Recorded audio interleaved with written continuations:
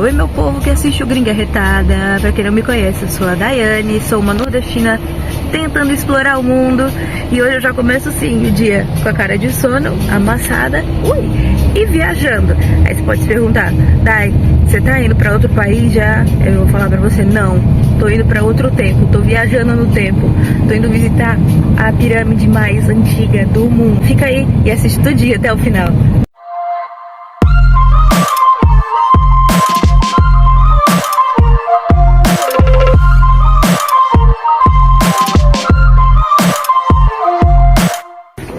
Então, pessoal, isso é a entrada original para a pirâmide. Essas colunas aqui são os originais, né? Isso era a mesma, bom, quase a mesma, né? Antigamente as colunas eram intactas, mas isso era a visão original que todo mundo tinha, se eles poderiam acessar a pirâmide. Aqui a Mirella, ela é a guia especial do dia. E aí, Mirella, tudo bom? E aí, conta pra gente, como é que é viver aqui na região de Saqqara? Quê? Ela se Ela tá com vergonha, né? Mirella acabou de pedir demissão. E mais não, agora ela é turista. Chegamos aqui na pirâmide de Saqqara. Essa que é a pirâmide mais antiga do mundo. Ela tem aproximadamente 5.000 anos, mais antiga do que as pirâmides de Gizé. E a ideia dessa pirâmide aqui nasceu de uma ideia mirabolante do irmão do rei. Essa pirâmide antes era só um túmulo normal, um mausoléu quadrado, né? E quando o rei Djoser se tornou rei, o irmão dele teve a ideia de construir nesse formato com a pirâmide com esses encaixes de outros túmulos. Então, assim nasceram as pirâmides. Antigamente era só um mausoléu normal, mas e daí? No mausoléu normal qualquer pessoa tem. O rei é exclusividade, bebê. Então, foi criada nesse formato.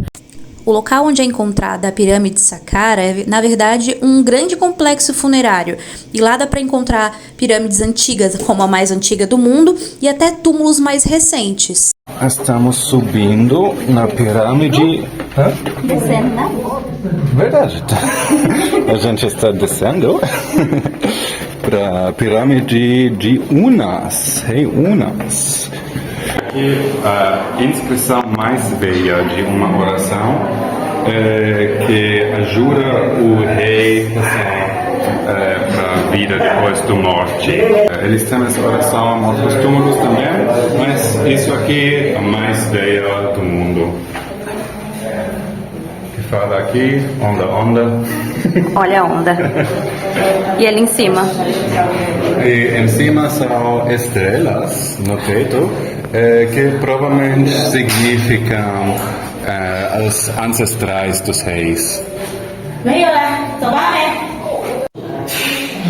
Ele está aqui em Unas.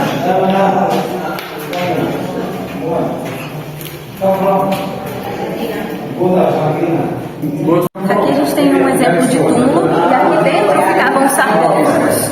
Tudo ao redor aqui na sala tem escrituras de auxílio para que o falecido da época conseguisse encontrar a luz. A gente não conseguiu, não. Os caras.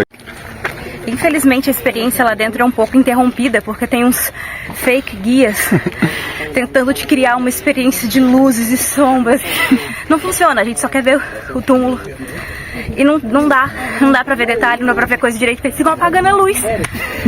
Recomendo você trazer sua própria lanterna. Bem próximo à pirâmide do rei Unas, existem também várias outras pirâmides e túmulos bem importantes. Um deles é o túmulo da filha do rei, que tem várias gravuras interessantes que ajudam a gente a entender várias partes da história e até algumas curiosidades bem legais, como números, como tipos de comida que as pessoas faziam de oferta e muito mais. Aqui a gente tem um exemplo de uma representação de oferendas ao rei. Eles ofereciam papiro, ofereciam cerveja, ofereceu comida. Essa tinta aqui, original, 3.000 anos antes de Cristo, sem restauração. História pura. Um tipo de altar que eram feitas oferendas para a filha do rei. Esse túmulo aqui era o túmulo da filha do rei, da princesa. Então eles tinham animais que eram ofertados a ela. E o mais legal são esses desenhos aqui, que parecem simples desenhos, mas eles são números. Eles estão aqui dizendo quantidades por milhar de animais, quantidades por milhar de perfumes, comida, tudo registrado aqui em número. A ideia dessas pinturas era como se fosse um livro funerário, para quando ela voltasse, ela tivesse uma noção de como foi a história dela antes dela morrer, meio que ela se atualizar de tudo quando ela voltasse da morte. Não muito longe de Saqqara, existem também outros pontos turísticos muito importantes, como o Museu de Memphis e também algumas outras pirâmides bem relevantes para a história egípcia. A gente pagou um carro particular, um motorista, porque a área que esses locais ficam, ela é um pouco remota. Então a gente contratou esse moço que ficou com a gente quase o dia inteiro e foi super gentil. A gente passou várias horas do combinado e ele cobrou apenas um valorzinho de... Lembrando que era o dia inteiro de um local super longe de onde a gente estava e ele foi super generoso. A gente está aqui no Museu de Memphis, que era a antiga capital do Egito, e a gente vai mostrar um pouquinho dos detalhes da história, de algumas estátuas. Aqui é uma das esfinges da época e tem muitos mais detalhes históricos que a gente vai mostrar para vocês aqui. Tá muito calor, já tô ficando meio sem energia, mas eu vou dar meu melhor para mostrar para vocês.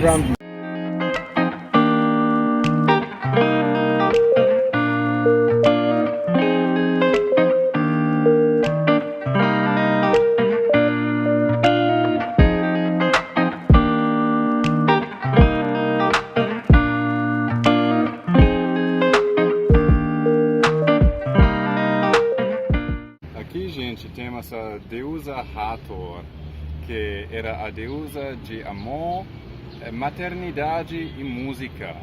E fala que aqui ela está representada como uma moça bonita com orelhas de vaca. Né? Tudo a ver. Linda! Memphis foi casa de vários reis, vários faraós, porém o mais famoso, mais conhecido e mais imponente de todos eles, digamos assim, foi o Ramsés. O Ramsés II, ele foi muito importante para a história do Egito porque ele era muito fascinado por arquitetura.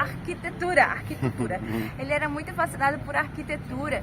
Então, muito do que a gente conhece de vários templos famosos do Egito, toda essa grandiosidade e beleza, foram devidas a essa, como é que eu poderia dizer, atração que o Ramsés tinha pela arquitetura. A gente vai ver um pouquinho mais da história dele por aqui.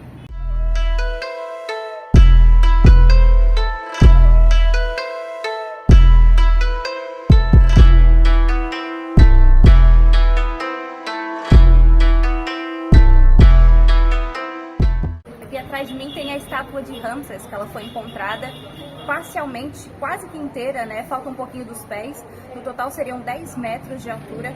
Por que ele é tão importante? Porque ele foi tão importante para a história do Egito. Esse foi um rei que ele lutou inúmeras guerras, teve muitas crianças, mais ou menos 90 filhos, e foi um dos reis que primeiro fez um tratado de paz.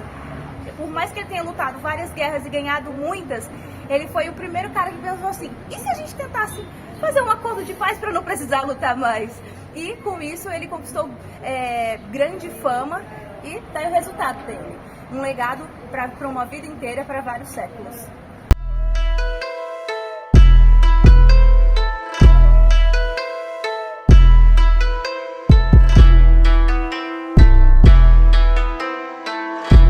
Hoje a gente vai visitar o que pra mim é um dos lugares mais importantes aqui do Cairo, que é o Museu do Cairo. Esse museu tem cerca de 400 anos, é o museu mais antigo do mundo. Aí você pode se perguntar assim, como assim, Thay? Como assim o museu mais antigo do mundo? Esse aqui foi o primeiro museu que foi construído para ser um museu. Não é um palácio velho, não é uma casa velha, é o museu mais antigo do mundo. Vocês saberem por que é tão importante esse museu? É porque aqui estão guardadas, digamos assim, todas as relíquias que foram tiradas de dentro dos sarcófagos, das pirâmides, etc, etc. Então, toda aquela quincalharia velha, toda a bagulharia velha que estava dentro das pirâmides, dos museus, não só coisa velha, né, gente? Riquezas, muito ouro, Inxalá, tá aqui dentro desse museu e eu vou mostrar pra vocês. Bora?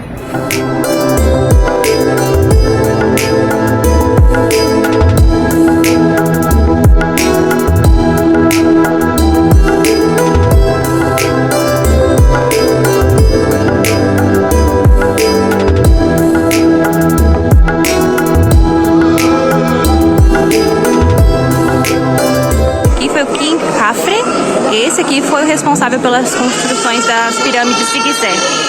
Ai, obrigada, criancinha. Olha os detalhes, gente. Oi, pezão. Tarsila do Amaral aqui, ó, referências. Esse aqui eram os servos que eram os responsáveis pela escrita daquela época. Chega aqui mais perto. Ó, tá vendo? Eles escreveram e tudo mais. E um detalhe muito legal é que eles são os poucos representados como gordinhos, tá vendo? Se você já tem uma cabeça boa, pra que você tem um corpo bom? Não tem porquê dos dois, né, gente? É o primeiro nerd da história que você vai conhecer. E parece que ele tá com tatuagem. Nerd tatuado. Gente, o meu é pra você. Yeah. É a minha versão masculina esse daqui. Nerd gordinha tatuada. Gosta de escrever. Falou, brother. Aqui algumas representações com crânios muito grandes. Algumas pessoas acreditam que essa é a prova de que as pirâmides foram feitas por extraterrestres. Já a história garante que isso aqui é só um exemplo do que a...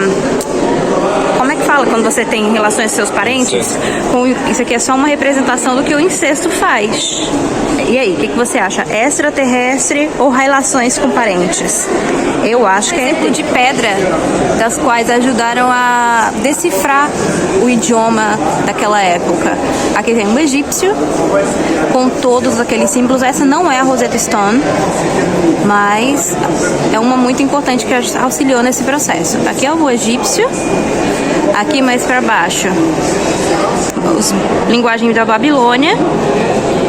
E mais para baixo, o grego. Então, a partir daqui foi descoberto que um passarinho não era só um passarinho, que podia representar uma letra ou uma palavra. Vai dar para focar no tamanho da grandiosidade dessa estátua do Amenófis III e da mulher dele, das crianças, tudo dele. Gente, é gigante. Uma representação de várias coisas que tinham dentro do sarcófago, os potes com órgãos, tinha comida, coisas que o faraó precisaria depois da morte, né, ou quando ele voltasse, que eles acreditavam que eles iriam voltar. E são papiros antigos que tinham informações sobre o livro da morte, sobre o que aconteceria depois da morte, como preparar os funerais, etc, etc. São mais ou menos 16 metros de papiro antigo.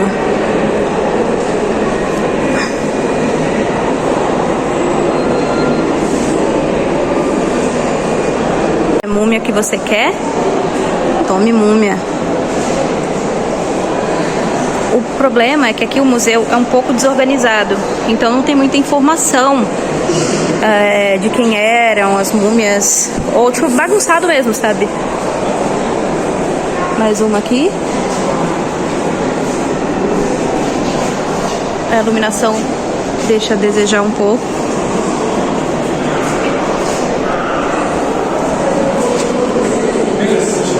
Uau! Aqui a gente tem um exemplo de uma múmia, de uma criança. E aqui, ó, mais uma vez o crânio. Ou seria um extraterrestre? Olha isso, gente. Lembra que eu falei que esses potes aqui guardavam os órgãos? Esses aqui ainda tem o órgão mumificado dentro dos potinhos ainda. Tá só o potinho com a cabeça aberta. Ali eles guardavam os potes e aqui dentro alguns órgãos. Nenhum deles era o coração, porque o coração permanecia dentro do corpo. Fígado, estômago.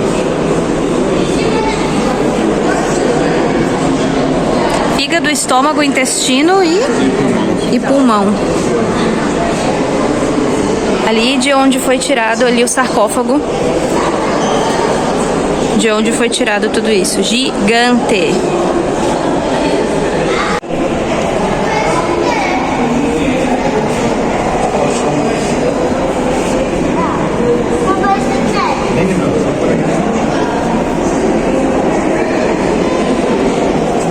Fantástico! Os animais sagrados eram mumificados também. Ó, o gatinho aqui, ó, que era esse animal super sagrado da época. Bem louco. Macacos. Macaco que tá em todo lugar. Esse daqui era o trono de Tutankhamun. Vou tentar mostrar mais detalhes pra você, gente. Muito ouro, Inxalá. Olha isso.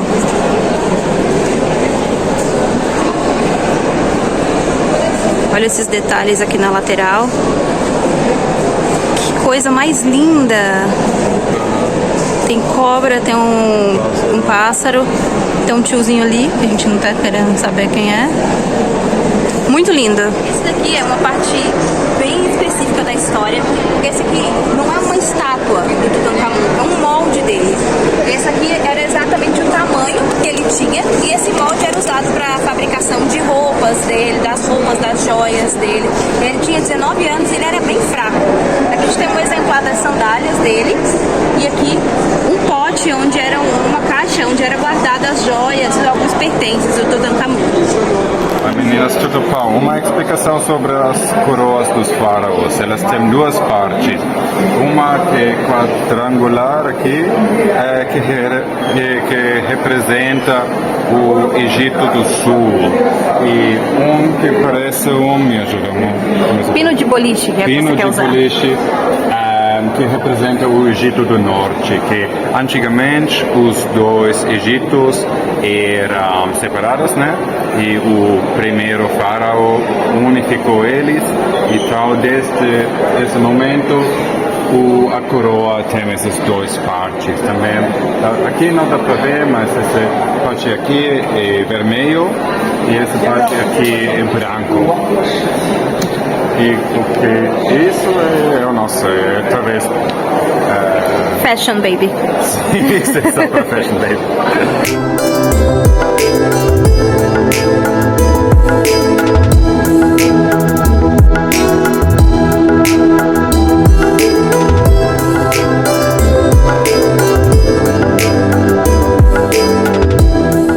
Pessoal, por hoje eu vou ficando por aqui. Eu espero que vocês tenham gostado de mais um vídeo aqui no canal Gringa Retada. Se vocês quiserem saber de mais informações, dá uma olhadinha aqui no box de informações. Tem alguns links com informações importantes, detalhes, preços. Vou deixar tudo descrito aqui pra vocês. Não se esqueçam de se inscrever no canal, curtir, ativar o sininho, todas essas parafernália toda pra vocês continuarem acompanhando a gente, tá certo? Beijo e tchau!